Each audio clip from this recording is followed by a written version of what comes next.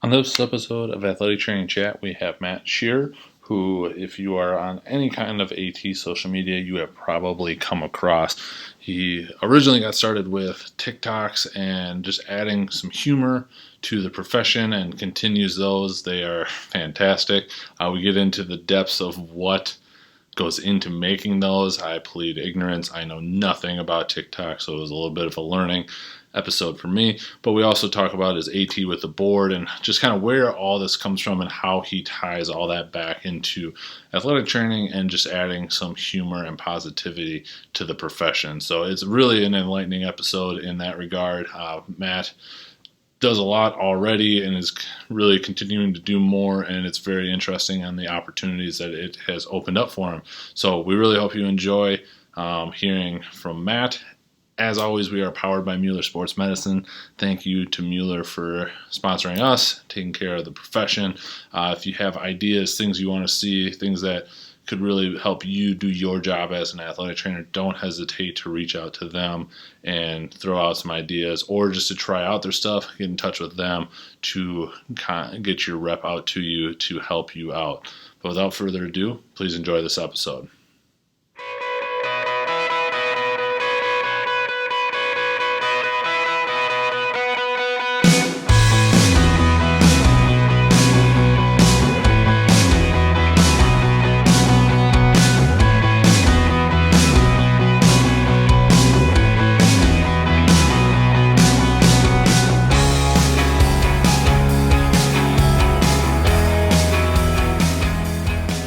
Welcome to this episode of Athletic Training Chat. We are on with Matt Scherer.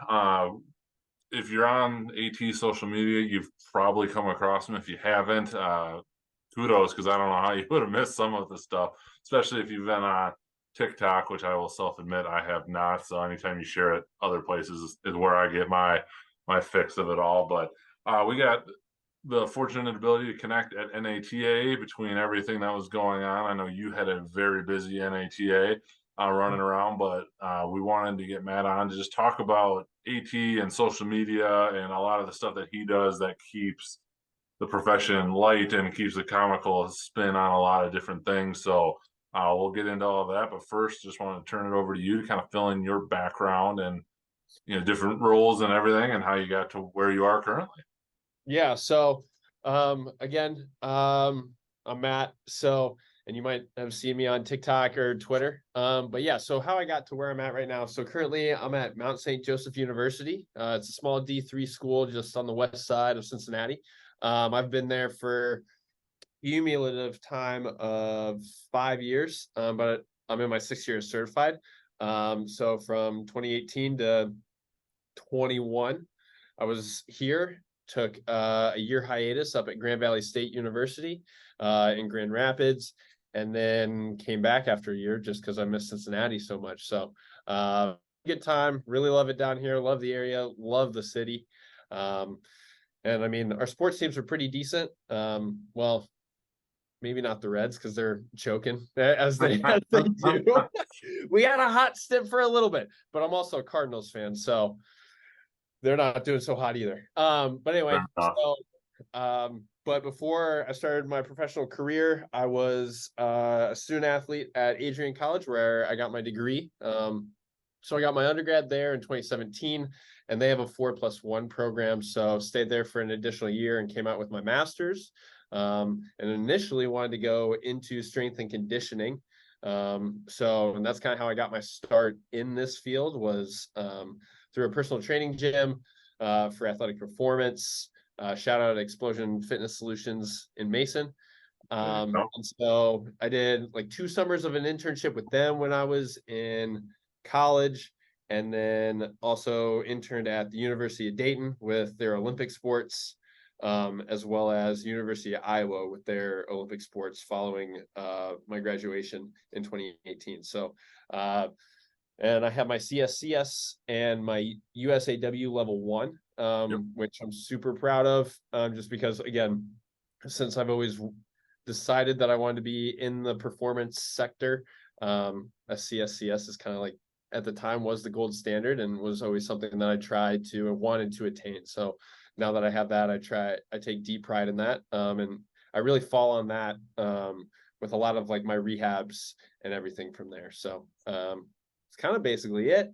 Currently, I'm working with women's volleyball, men's and women's basketball, both golf teams and softball, but just kind of the situation that we're in right now, kind of working with everyone. So I'm just a point person for those specific teams. Gotcha. That sounds a lot like the D3 world that I'm used to. Yep. Unfortunately, just the way that sets up. But agree with you 100% on the CSCS for anybody, listening to it. If you're interested in that world or even just want a different perspective, it can be hugely helpful, especially in the return to play aspect of it. Even if you're not doing the strength and conditioning, to just be able to grasp and have an idea.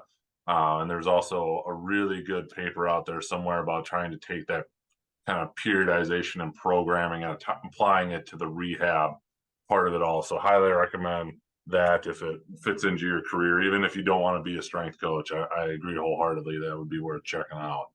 Yeah, and I mean, backing off of that, I think just with adding, and I've actually wanted to make like a post about this, but it's been on the back burner. But I think Sure. one of the main things that like coming back from rehabs is, I mean, if you have a kid that's been out for 2 to 4 weeks, like their conditioning system is just shot at that point if they haven't been able to do something. So trying to figure out and understand how do I recondition them outside of just like occasionally throwing them back into sports, Yep. been super helpful, having that background in strength and conditioning, just because then you kind of really start to analyze sports and the demands of the sport in a slightly different way and see it more as a performance side rather than a rehab side like we usually have. Agreed. Yep, absolutely. And if you do take it, just keep paying the fee if you can. Don't pull a Yes. me and let it lapse for several years and then just have to retake the test. It's not the Yeah. most fun way to do it. Yeah, that's where I'm at right now, trying to get some CEUs right now so I don't let it lapse. So yeah, looks like that's where my money is going to be spent over the next few months. There you go. I'll always check on theirs. I know if you're officially a member, you can get a couple free ones every once in a while through there, like Yeah. NSCA TV, and those are usually good. But Yeah. um, diving into kind of what we were here to talk about, what other than it's just the world that we live in, social media is everywhere. Like, what really brought you into the social media world, and kind of to make it a focus of something that you do? Yeah. Shoot. I think in terms of social media, I was always back in like junior high and high school. I was always mainly high school. I didn't have Facebook until like 2008. Like, I so was when it was just an EDU address because I was when I was in college, and I was like, "This yeah, is the dumbest thing I've ever heard of. Why would anybody do this?" yeah. Fought it, and this is ultimately why I don't invest in tech because I obviously have no idea what I'm talking about. Yeah. So Yeah. So like I didn't have it necessarily until like my freshman year in college or freshman year in high school. So but I was always amongst my friends the one that was always getting social media first. Like I was definitely one of my first friends that had Twitter and Snapchat and Instagram. So I've always liked social media and always kind of been involved with it, but just did your like if you look back and you look at some of my posts, like they're just very cringy, like MySpacey type photos, and you're like, MySpace. and then your athletes find it and you're like, oh, I should really go private at some point, but whatever. But yeah, so I've just always kept up with social media. I think I've seen the power of it just in terms of being constantly connected and kind of in the know with things and just staying up to date with some pertinent information, especially with sports. That's mainly what I try and use it for. But so again, was heavily in social media, always liked it, always liked all like the marketing side of it for athletics. Always thought media days were super cool and super fun. When I saw videos of it. Yeah. And then once we got here, I'm trying to think. I didn't really necessarily, I was like you, put off getting TikTok for quite some time. I was like, dude, it's just a bunch of like kids dancing. Like I'm 26. Like, why? What am I? Like, I'm not gonna sit there and dance like for like 5 minutes. Like, it ain't me. But then during winter break, got bored, downloaded it, hopped on some of the trends. and kind of got sucked into it. And then one day at practice, I was just sitting there, and I was like, I'm not seeing any athletic training Twitter ones, and texted one of my coworkers, and I was like, all right, hear me out. What if I take my notes section that I have a note section called Crap My Athletes Say. Yeah. It's literally just like quotes from my athletes of just ridiculous things. And I basically just was like, what if I just started acting those out? And so within the next week or so, I filmed like a couple, then found a couple sounds that really worked and kind of described how what we do and just kind of made fun of how we are. And then I think one of the choose your character ones Yeah. popped off right before COVID hit. And yeah, so that's kind of what helped kind of preface that and kind of push me into kind of where I'm at today with that. And so I've just kept up with it for now, 3 years. So it's been a good little time for sure. So you kind of mentioned, you had your crap athletes say, which I feel like a lot of people have And if you those, don't, but you need to have one. Like, do it because it's great. I have like 400 quotes in there. It's hilarious. that's impressive. What what are you drawing for ideas, both from like the TikToks, then obviously you now have the AT with a whiteboard, and Right. that's become a thing. But is it seeing other ideas on TikToks that literally have nothing to do with athletic training and just kind of like repurposing it, or where does the creativity come from? Because that's ultimately like for me is I watch like you and other people do it, and I was like I don't have that trait. Like I don't, I like that's hilarious, but that's not within me to come up with that. Like I just don't Yeah. have that. I think initially, I think you hit it right on the nail on the head there with I hear one sound, I'm like, oh, how can I spin this to make athletic training? Sure. Uh, and that's mainly how it is. I don't really do too many original content where I'm voicing out things. I've done a few of those and they've done all right, but for the most part, find those viral sounds and something like that that might be a little bit more of the niche market. I think I had a lot of success early on because I was doing a lot of things mainly for like athletes specific, and now I think my content's kind of shifted more towards like AT, like certified ATs, as well as just like the AT room culture, and Sure. just kind of daily things that we deal in there.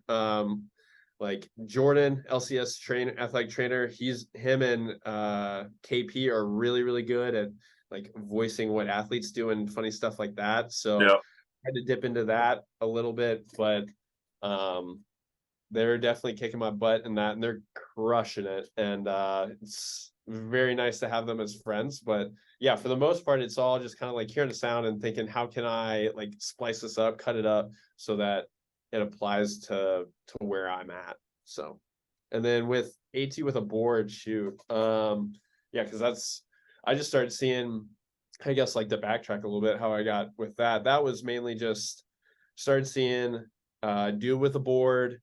Yep. Then I I've seen saw, some of those. yeah, it's like dude with a sign. And then I saw like a CrossFitter with a sign, and then I saw strength coaches with a sign, and art dietitians with a sign. I was like, well, there's not an AT one, so like let's do it. Let's do it. Yeah. Did that and just kind of started doing it as like just hot takes that I had, kind of sorta. And then a lot of them lately have been either things that have come up in conversation that are hot topics amongst ATs, um, or just like things that I've run into throughout my professional career so far. Um,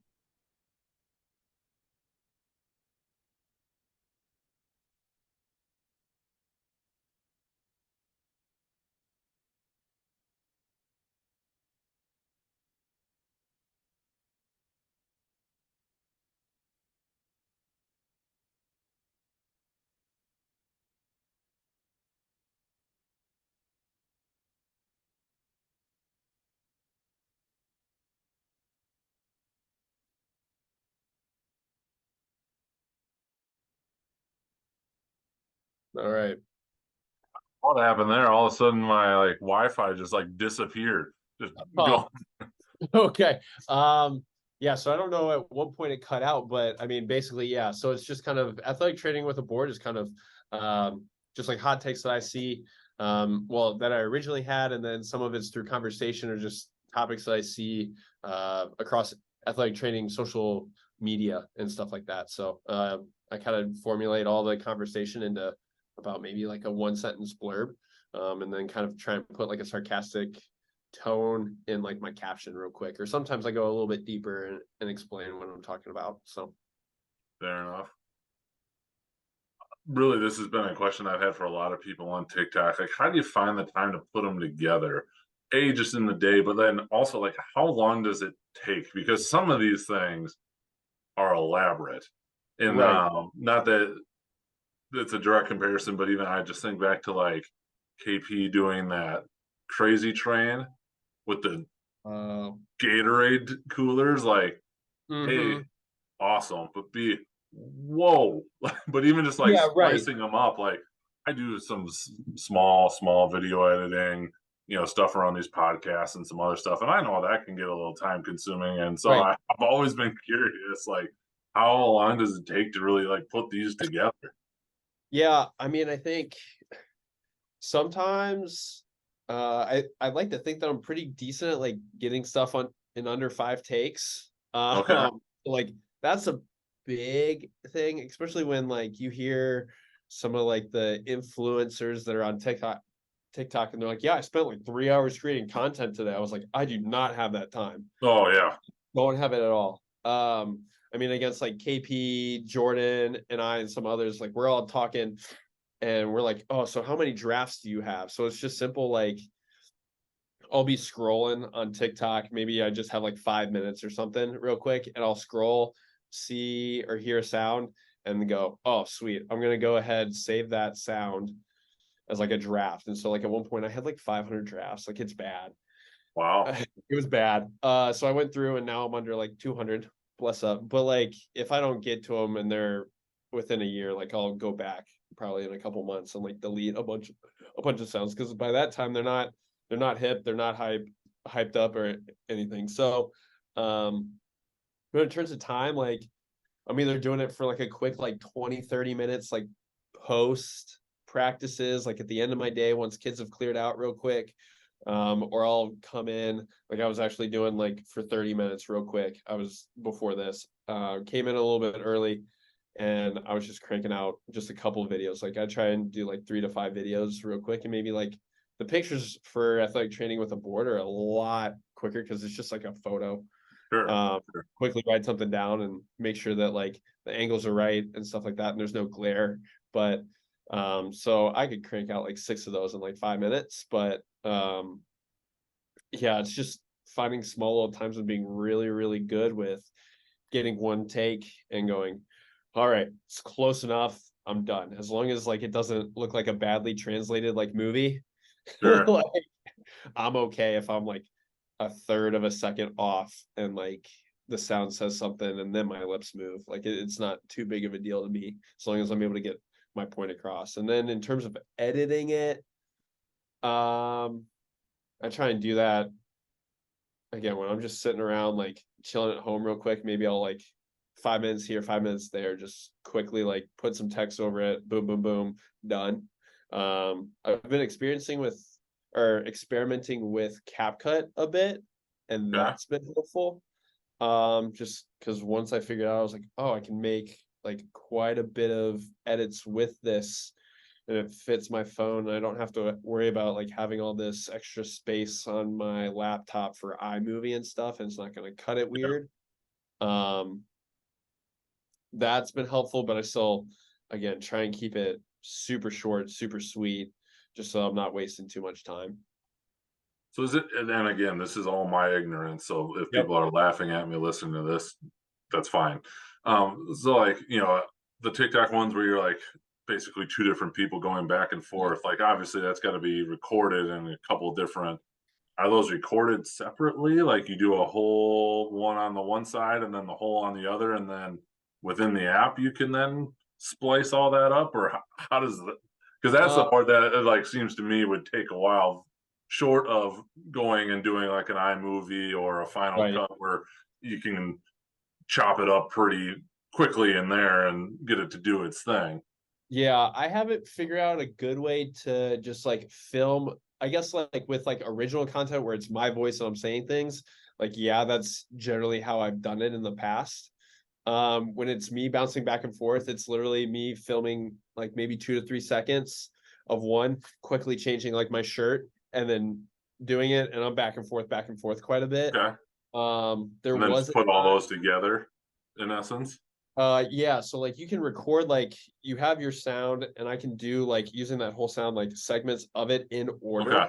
Gotcha. And so I just have to go in order.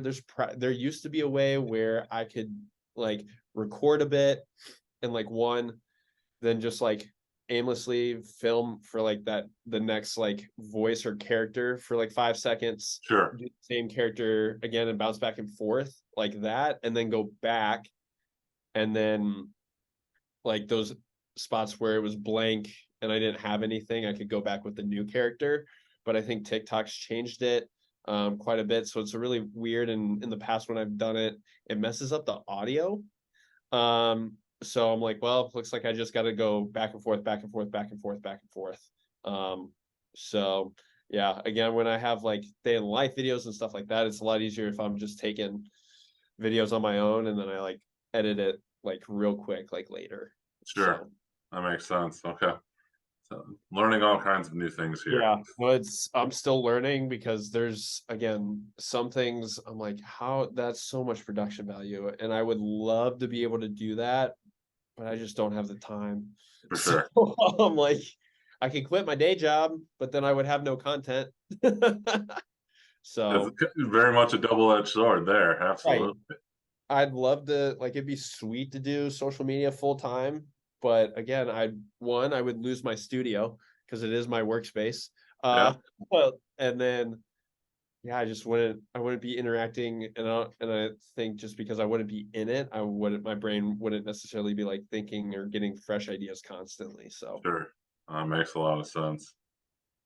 Uh, Obviously, especially TikTok and transferring over to Twitter, Instagram with AT with a whiteboard. What opportunities has this presented to you that you probably maybe wouldn't have gotten otherwise, just because of the exposure you've been able to get through these different social media platforms? I think the biggest one has been a partnership with Gatorade. Yeah, I've So seen that. And that's pretty awesome.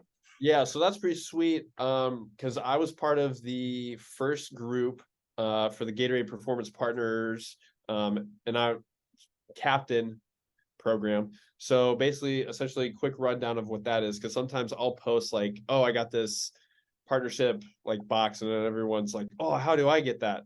One, you can go on GatoradePerformancePartners.com, and there's going to be a bunch of resources and stuff like that for people to use in their AT rooms, like graphics and posters and everything that you can print out. And I know for the newly certified kids, they always send a nice little care package, but the care packages that I get are specific for captains. So initially it was a group of about 12 of us, about 3 to 4 ATs, 3 to 4 strength coaches, and about 3 to 4 dietitians. And so the purpose of the group was to test out some products, be able to like actually put a clinician's lens on some of these products that Gatorade has, and just Yep. especially some of the new ones coming out, and just kind of have some backing with that. So and being a voice kind of within Gatorade or within like the actual population rather than just a big brand coming in. Right. So that's been really cool because I've been able to meet and connect with a lot of different people over the years. We've always done it in Zoom, but just because of it started in 2020, Naturally. naturally. So, and initially, actually, I thought when I got the email, because it came from like a marketing group, not Gatorade specifically. Yep. So I thought it was a spam. And like I slid into Gatorade's DMs and was like, "Yo, do you guys work with this company?" Like, and they're like, "Yep, we do plenty of work with them." I was like, "Awesome, so it's legit." I was like, "There's no way." And so Right. I'm sitting here, I'm getting opportunities to talk at a Gatorade booth like I did last year in Philly at NATA, and just kind of talk with a bunch of different people, meet a lot of awesome clinicians, both NAT, strength and conditioning, and dietitians. Actually spoke at a conference right after NATA with a dietitian, with Christina Chu out of Chicago. She's pretty sweet. And just being able to talk about how dietitians and strength coaches can kind of intermingle and staying within your scope. So that was really awesome to finally meet her in person after 2 years. Right. So yeah, that's the Gatorade partnership has been definitely the biggest thing that's come out of this. And I mean, secondly, I think the next biggest thing is going to be just the expansion of my network. Just through the popularity of people kind of liking my videos, and whether it's on TikTok or Twitter or Instagram, just going to NATA and meeting new people, finding new friends and stuff like that. So that's been awesome, and just expanding my network. Because I think and I don't know, maybe you experienced this too, but as an early clinician, my professors were always like network, network, network. And I was show up to the shows and I'm like, how do I network, man? Like, hi, my name's Matt. I need a job. Like, that's no way to network, but like you sit there and you just kind of have an actual conversation, and at least like knowing that people know who I am kind of, I guess, helps a little bit. But at the same time, like, I'm just me. And so it still really shocks me when people come up. But it has given me a little bit more confidence to kind of like go up and be like, hey, how's it going? Like, I've seen you on Twitter and we've interacted. Like, Exactly. I want to meet you for like so long, and it's great. So it's definitely helped improve my network a lot, which has been a lot of fun. I agree there. Yeah, it's been I don't get to NATAs as often as I would like, just for whatever bunch of reasons.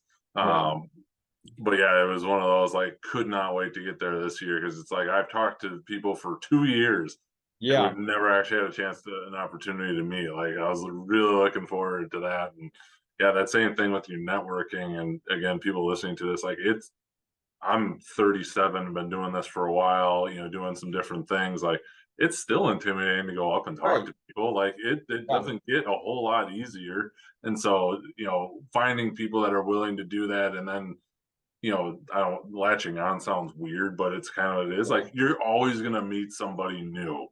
And that's the best part of it. I have a sister that's an AT, and we hang out, and she meets a bunch of different people because of me. And then I get together with her and her friends, and they know a bunch of different people. And I've learned a bunch about clinic stuff that I didn't even know talking to them. So yeah, just use your opportunities. It's okay. Most people don't bite. Most are super nice. Like, and take them up on it when they say, like, come and chat. Like, they legitimately do, and everybody is like that. So there's been countless times that I've posted something on Twitter being like, hey, I need this question answered. Can I reach out to anyone? And I've talked to like 2 or 3 ATs just over the phone, like that. Like, they've messaged me, be like, hey, if you have any questions, here's my number. And I'm like, all right, I'm going to call you tomorrow. And then we sit and we kind of talk shop for like 20, 30 minutes. And 1, I now have a friend. 2, it's another resource. 3, next time that I'm anywhere near there, like, we can always meet up in person. And like, makes NATA that much more fun, because now they can also, like, I get to hang with them. And like you were saying, like, they know people. It's just like the 6 degrees of separation with Kevin Bacon. Like, like, at some point, someone's going to know someone that knows someone, and you guys are all going to know each other. So it's pretty great. I agree with you there. Anything else around social media that we didn't cover that you think would be important to touch on? I guess maybe, like, if people are wanting to get into it, there's a ton of content that can be out there, but it's social media is such an interesting world, because it's all, clicks, likes, follows, and that can be always the goal, which isn't bad, but it can also be daunting if people are getting their message out. What have what would be some, like, recommendations, or if you have had stuff that, maybe what you thought was really important that didn't take as much as you thought it might, which seems to happen on Twitter quite a bit, just in general. What gets blown up seems to be very interesting, and not always the most important, in my opinion. But what advice would you have for somebody that maybe is looking to get into some content creation? or, pitfalls that they could, Yeah. avoid that you picked up on? I mean, I think one thing that I always try to do in all of the content that I'm creating. Now, granted, with like athletic training with a board, like they're hot takes, so they're always going to be a little more like controversial, a Sure. little bit. Again, I try and err on the side of like positivity or just like something that's like more surface level, not like so like deep. You're going to trigger somebody, but it's not going to Yeah, be, right. yeah, it's going to be because of a difference of opinion, not because, hopefully, because you insulted them. You're right. Yeah, I'm not trying to have my comments blow up because like people are going off. Like I know for early on, I think in 2020, like there was definitely once or twice where there was some political stuff going on. I was like, nope, delete, delete, delete. Like just those comments. And I was like, it ain't here. Nope, go somewhere else. But Sure. I mean, I think going back to what I was trying to get at is like in all the content that I try and make, I try and at least spread positivity or like have like a good, like fun vibe with it rather than like have a harsh vibe with it. I think there's sometimes just because we might try and put like a darker humorish like spin on things, but that's usually not like the way to go. I think like Doesn't seem to be. I agree. yeah, like you can definitely like put your point across, but if you're constantly coming around with these just such harsh takes, and just these hard blows where it's kind of like turns me off to like your content, and that's not only athletic training Twitter stuff. That's just anything. Like if you're just Right. Yeah. saying That's like social media in a nutshell, yeah, I think. Yeah. and you're doing it more for just like clicks rather than letting it be organic and show like who you are. I think that's kind of the where you find some trouble. Where Sure. you're like, I know I'm gonna get views because this is very controversial. That's why I'm gonna do it. I don't go for that clickbaity type stuff. Like if you what you're seeing is what I think and what I think is like if I'm not gonna say it out loud and I'm not proud about it or stand by it, like I'm not gonna post it. It's kind of where I'm at with it. So I try and like I'll film something, watch it, and I go, okay, so like I have these 5 different like captions I can put over top of it, and I'll play around with it. Um, and I'll like let them all simmer for a bit, and then come back to it and be like, all right, which ones are pretty level headed, and that I'm gonna get more agreement than Sure. like controversy. Sure. Um, Sure. so yeah, I think, and again, just trying to spread positivity because and shining a positive light for athletic training. Which it And needs. Absolutely. yeah, so I mean, again, if anyone's watching, AT Twitter can be super toxic as well as, and if you didn't know, strength and conditioning Twitter can be just as bad. So, Yes. Yes. you don't like Olympic lifts? Why not? Yeah, geez, that's a There wormhole. seems to be That's very little nuance in yeah, either of the two. But even more like so, it seems like in strength and conditioning. Like, yeah. yeah. I just think that there's just so many different ways to skin a cat, and what works for you and your population is what works. So like go with that. Like Yep. but anyway, yeah, I mean, I think just with where social media or just athletic training in general is, it helps to be able to shine a positive light because we always get the bad rap of, well, if you're going to the AT, then you're gonna sit out. If you're in Sure. the AT room, like you're not playing, whatever, and like realistically, like I like to make this spot fun for my athletes. I like to take the CrossFit ideology of um when the members are in the gym for this 1 hour class, this should be the best hour of their day. And Sure. so I try and I take that and apply it to here. So whether it's 10 minutes, 5 minutes, an hour, I try and get some laughs, make sure that the athletes are having fun, but we're also putting in like sweat work. Like we're sweating and we're working and we're getting you better so that you can get back onto the field. But we're gonna have some fun. Like we're gonna laugh, we're gonna talk crap, we're gonna trip each other. Like it's gonna be fun. So Yep. just creating that space where athletes know, I think has kind of always been my goal. My athletes know that here, like they're welcome here, and it's not just always bad.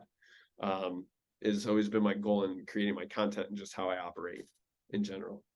Makes sense. Well, if there's nothing else, ready for those HE chat questions? I'm all ready. All right. anything I got. So yeah. Where do you see AT going in the next 5 to 10 years? I feel like right now we're in this big gray area with the whole shift to the masters, Yep. the level masters. So it's definitely a hot debate. I mean, hopefully, I think in 5 to 10 years, like everyone knows like the extent of what we do. And we're more like a staple name in athletics. We're getting paid appropriately. And I would like to think that we're going to see more athletic trainers get admin positions in athletics. I think I that's think a hugely important thing. huge because I mean the bottom line is that what ultimately is like the source of athletics. That was probably poorly worded, but like if there's no healthy athletes out on the court of the field, like you have no athletics. So like why would you not put the importance and the priority on athlete safety and health? Mm-hmm. And who knows that better than us athletic trainers, right? So Agreed. I think within the past few years, I think we kind of got a little taste of what it's like to be at the table with like how admin was bringing us on for COVID policies and stuff like that. And Yep. so I think a lot of us, or at least hopefully a lot of us, want a bigger seat. And so maybe we start to kind of pan more towards admin positions, at least some of us that are a little bit more developed. And so we'll start to hopefully see that in the next 5 to 10 years. So that we're really investing in the health and wellness of our athletes. So that's kind of where I see it. And at least 5 to 10 years, I don't know. I don't even want to go down the rabbit hole of like we're gonna do a doctorate because we're still in the masters, but like that's just like so. Yeah, I hear you there. This rocky area of let's get through entry level masters, like switch over. So, what advice would you go back and give yourself as a young athletic trainer, and if you could set when that would be? Yeah, I think. I mean, I'm only 6 years, like this is my 6th year, so I still think like I'm a baby, like I'm still fresh out. Like, I've had some talks with some coworkers and stuff like that, and I'm like, shoot, yeah, we've been doing this for 5-6 years. Like that, I still feel like last year was my first year. So, Sure. but I think early on, I was really good at asking a lot of questions, knowing that I had a lot to learn, and then. And again, I don't know if maybe you haven't had this experience, but like when you switch jobs after so like your first few years, you're like, all right, I got this. Like I have some confidence. I know what to do. And they're like, I'm going to try and do this on my own and like take what I've learned and do it. And it's a totally different system. And you just kind of crash and burn. And I've had that happen. I'm better because of it. But I think just constantly always keeping yourself in check is huge. As a young clinician, like you might think you know everything, but you don't know shit. So apologies for the language, but like No, you're really, good. like we're always learning, and there's always new stuff, especially if it's a new system, because the way that you do things is going to be different how I do things. So like Yep. I think kind of going in and be like, I know how to do this. Like I knew how to be a good AT, but I didn't necessarily know like the system, and not asking questions to figure out the system so I can really reach my full potential within that system is Right. where I fell short. And so now that I know that, I know next time I'm somewhere new, I'm going to be asking all the questions. I'm going to be that pesky little kid that's constantly tapping the boss on the shoulder saying, hey, what about this? What about Right. this? What about Right. this? What do I do for this? What do you want me to do for this? Like, where's this? Where's the stapler? Where's the tape? And then they'll just simply point to the tape deck and I'll be like, okay. It's like, and I won't think twice about it. Like if they think I'm stupid, whatever, there's no stupid questions when you're first learning, is my opinion. So yeah, stay humble and always ask questions no matter at what point in your career you are, is kind of what I'm getting at. Yeah, I remember in grad school, I had passed this certification, oh, I'm the athletic trainer, first or second year out. And then I don't know if it got brought to my attention by someone or if it finally dawned on me, but I was like, most of these coaches on this coaching staff have been coaching longer Mhm. than I've been alive. They've seen some stuff. Like, yes, they're not quote unquote medical, but they've Right. trained at the highest level. They've worked with people at the highest level. Like, they've seen some stuff. Like, I'd be an idiot to not learn from them and try and make this better instead of pretending I got it all figured out when I don't know anything. Right. And that was a huge realization for me, and just trying to kind of figure it out that way. But yeah, just that humility to step back and be like, yes, I'm the medical professional and have to make that call. But knowing that there's also people that are very intelligent that have seen some stuff that's okay. Like, Yeah. you don't have to defer necessarily, but you'd be unwise to not listen and learn. So Right. Yeah. And especially with just like when you're working with a new sport, there's always nuances of it and getting yep, to know the team. So like you got to learn those nuances and ask the athletes, ask the coaches and the assistants, like, yo, what about this? What about this rule? Like, is there a rule against this? Can we put tape on the hands? Like for rowing, when I did my last rotation, it was like rowing, and I wanted to like put some extensive tape on a finger, but you can't do that. So you have to try and figure out something like that's right, very minimal. Luckily my preceptor knew that, but like I was like, oh, did not know that. And there's a couple other different things with volleyball and stuff like that that it's like, yeah, hey, can't have hard plastic on things and everything. I was like, okay, well that really limits like what I got to do. So now one, I got to get creative, and two, it's like, well, what else can I do? And if I can't do anything, then unfortunately, like that athlete's out, and that's just how it is. yeah, But yeah. I hear you. not learning from coaches because you think that you are the end all be all is the wrong way to go about things, I especially agree. early on in your career. So I think the second thing that I might say is like find more time to delve into research. Sure. Um, like I like reading articles when I find interesting topics. um, I think early on I was a little burnt out just because I was coming fresh off of doing a thesis. So like you're reading 100 plus like articles and you're just like, all right. And then I was burnt out. So now I'm starting to get back into it and I'm like, wow, this is actually really nice and somewhat enjoyable now that I know like what to take and how to read and stuff like that and actually apply it. So that's Agree with huge. you there. Yeah. What has been the most influential resource you found in your career? Ooh. Hmm. I think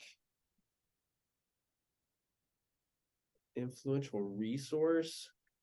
I think, I mean, I have a couple answers, but like my first one that I can think of is like my coworkers slash like my network. Yep. I think it's like, hey, I haven't seen this injury. Like, what have you done? What do you know? Or even like the team physicians, like, what can we do? What have you done in the past? Is there something else that we can do to like help this athlete out? So I think leaning on the network has been nice and very influential. Um, I think another one that has been super helpful in terms of just explaining as well as looking at the pathologies of injuries or like what could be causing the issue is my Netter's like anatomy book. Do Okay. you have you heard of it? I know of it. I don't know if I Yeah. actually have that I one or not, did. but yeah. It's like Netter's Atlas of Human Anatomy. Like I have it on my desk, and like most times, like if I have something tricky and interesting, like I'll bring it out to an athlete and be like, all right, so here's your pain and here's the muscle or the ligament and all this stuff. So it like helps them kind of understand kind of where it is, but also it was a great resource in just trying to figure out just like create a different appreciation for the body system as a whole Yeah. and structures. I got that in undergrad and I kept that thing wrapped up in the plastic until I was certified. and I wish I opened that thing up so much sooner. I Yeah. finally opened it up. I was like, you know what? Screw it. It was like a $200-300 like book. Might as well use it now. And then I opened it. I was like, my gosh, I missed out on so much. Right. And so I could have learned a lot more, and I think gotten a lot better with my anatomy in undergrad. Sure. So yeah, that's probably been like one of my biggest resources. And I mean, thirdly, I think just with how many different ways there are to skin a cat, and just with the amount of people trying posting things on social media, there's been a lot of great resources created out of social media and stuff like that. So Agreed. I'm fluent in social media, so of course that should be probably one of like my top influences. Some of the rehabs and stuff, I'm like, oh, I like this. Like, how can I do that, and how can I take it, apply it to my population, Yep. or like regress it, and kind of like, or heck, even in my own training, like I'm gonna try it out, see how I like it for a couple weeks, and then if I like it, then all right, cool. It might become a staple in my like rehab toolbox. So Yep. I'm with you there. A lot of saved videos. Yep. As an AT in your role, how do you take care of yourself? I think the big thing that I'm trying to be really, really hard on is like physical boundaries. I think in the past, I didn't necessarily try to take work home with me. Lately I really don't understand how people work from home. I just can't do it. I like to keep my home work, like maybe my thoughts will like wander, and I'll be like thinking about, like this rehab will be really good. But Sure. that's like shower thoughts, or when I'm doing something monotonous. But like I'm not gonna bring my laptop home, crank out some notes. Like I'd much rather come in 30 minutes early or stay 30 minutes late, crank out some notes, just so that I have that hard physical boundary of, okay, someone texts me at 8 a.m. and they want a document. Sorry, I'm not in until 9. Like you're not gonna get it till then. Like Right. that stuff's like period dot, like you're gonna have to wait.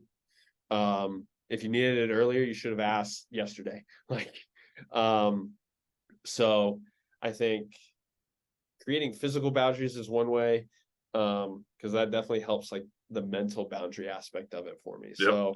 So and then I mean, I'm trying to hang out a lot more with friends and my fiance now, and so making sure that I'm actually scheduling in time, rather than just be like, yeah, if I have some extra free time here and there, like, yeah, we'll hang out. It's like, no, like, let's actually schedule some stuff Right. in there, and let's make plans, and let's do this. So I think as much as I hate my personal life being on a schedule, it needs to be so that I can actually like have that time. Sure. So, and lastly, I think getting a good workout in, or good type of sweat, at least somehow. I'm always foggy brained if I don't, and I feel like shit hits the fan and I have a bad day ish. Like if I don't work out in that morning, or like whether it's just like hopping on like a stationary bike for like 20 minutes, yoga, foam rolling, even if it's my rest day, like I need something to just like get the juices flowing, and I got to Yep. do that first thing in the morning. Ideally I'd like to work out mid-afternoon, but schedule doesn't allow it. And now that I know that like I like starting my day off like that, it's a staple now. So it's not for the weak. I'm not getting up at 4 a.m. like Jocko, or what's his name? Who's gonna carry the boats? Goggins. There you go. Goggins, I wonder. I hadn't heard that phrase, but if you said Yeah. like ultra running out, yeah. Yeah. Who's gonna carry the boats? So but yeah, so I'm not gonna be that hardcore about it, but like I need something at like 5:30, 6 a.m. Like, let's go. Get her going. So Nice. yeah, it's kind of my 3 ways. If you could change or eliminate one thing, it could be a modality, a common practice, a mindset, or something of your choosing in athletic training, what would it be? If I could change or eliminate one thing, Oh, common practice mindset. I feel like,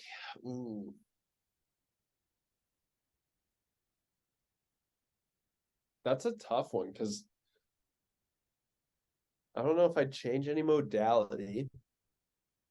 I'd change my access to certain modalities. Like I wish I had an Alter G, but like that's not Sure. like Yeah, training that's as a fair. whole, right?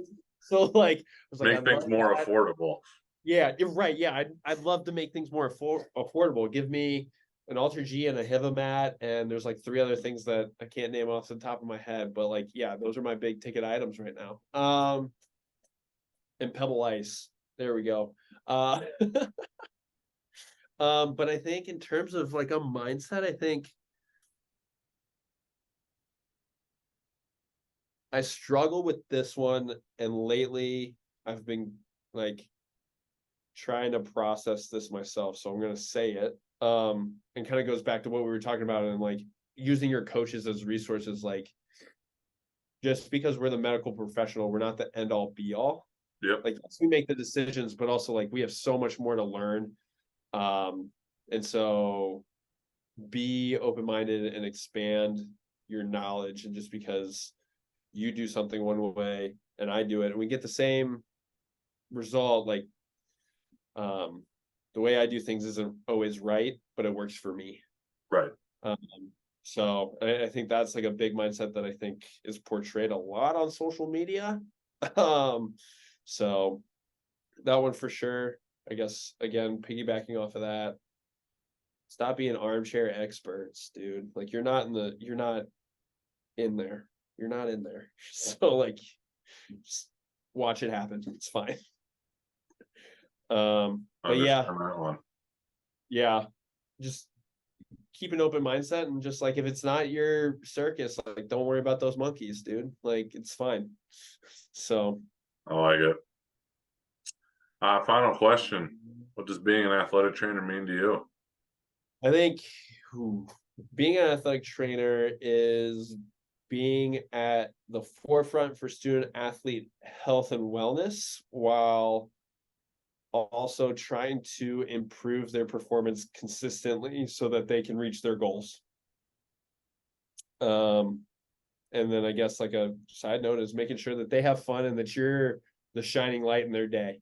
Whether or not it's a smile, it's a high five, it's a dap up, it's a really shitty dad joke that gets them to laugh just because it's so corny. Like that's my staple. So, excuse me, but just being able to like, yeah, forefront of health and wellness for the student athletes so that they can continue to progress and perform well on the court or on their chosen field of competition, while also creating good, well-rounded individuals for that post-athletic life.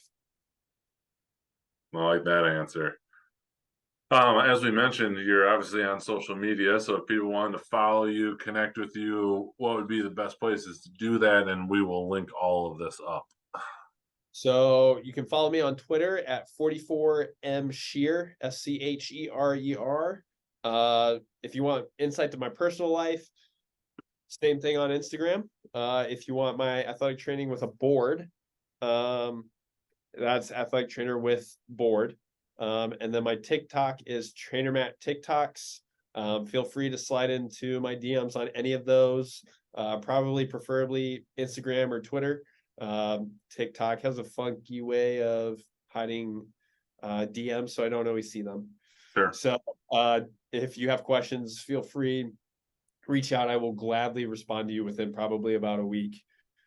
Realistically, it'll be within 2 to 3 days. I'm pretty quick. So, but yeah, and my number is just kidding. I'm not giving that out. Fair enough. Fair. But yeah, feel free to ask any questions. And yeah, if you're ever in the Cincinnati area, let's meet up, let's talk, let's hang out. Awesome. Well, I appreciate you taking the time. Glad we got to get this connected, and I look forward to following more and running into you at another conference at some point in the future. Yeah, for sure. Super glad to be able to do this. Thank you for having me on. And yeah, we'll definitely cross paths again. Thank you for listening to this episode with Matt Scherer. Really just enlightening, love the humorous side it brings to the profession, everything that just kind of helps bring the profession to light in a positive and humorous way, and so much that we all can relate to as athletic trainers. If you haven't checked out the Athletic Training Daily Journal yet, and journaling is something that you might be interested in, check it out. Leadership, management, practice, self-reflection, communication, we tried to cover it all when we came into there, finding quotes and resources to think about to help you improve as a profession and just grow as a person. Check it out at Amazon.com. Or you can also get a 14-day free trial if you go to clinicallypress.org/shop. No payment information required. Thanks again for listening. We'll catch you next episode.